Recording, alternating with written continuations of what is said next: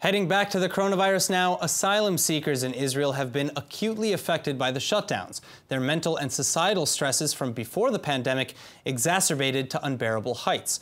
But the Moments of Refuge project and Haifa University have now paired up to address these stressors with Mindfulness SOS. It's an online adaptation of mindfulness-based trauma recovery for refugees. And here to tell us more about it is Israeli psychologist Dr. Kamila Forkosh Lavan. Doctor, thank you so much for being with us. Now, what do you know about mindfulness? Thank you for having me. So mindfulness is a technique that's really, really important and very powerful, and it's used in many different therapeutic modalities.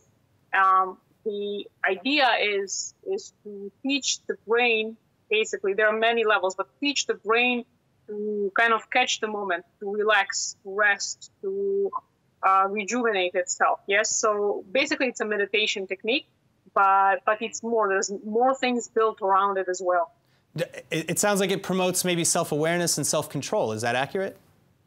Exactly. That's exactly what it does. And one of the problems, for example, difficulties in stress-related or anxiety-related PTSD, depression, different kinds of illnesses, is that the mind basically runs away and it gets overwhelmed with flashbacks, emotions, different kind of stressful situations that might not even exist in the right now, but came from before. And so how does this in particular benefit the asylum-seeking community? So it's a technique for everyone because we all go through different kinds of stresses. And if you have a way to just check out a little bit or have a little vacation for yourself during the day, it's a wonderful thing. And also that means that your nervous system, instead of being heightened right here, the baseline is somewhere here. So even if something happens that's stressful, even the jump will not be nearly as high as it is if you're already on high, yes?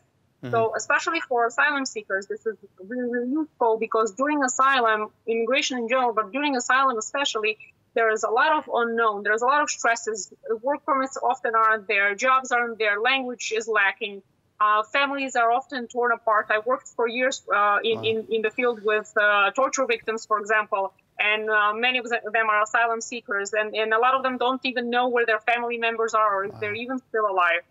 There is poverty, there is difficulty with finding food, with basics. So the situation is so stressful, like how do you cope? How do you stay safe? All right, well, I want to thank you, first of all, for explaining that to everybody and to everyone watching at home. You can learn more about this project and mindfulness at momentsofrefuge.com. Kamila, thank you so much for joining us.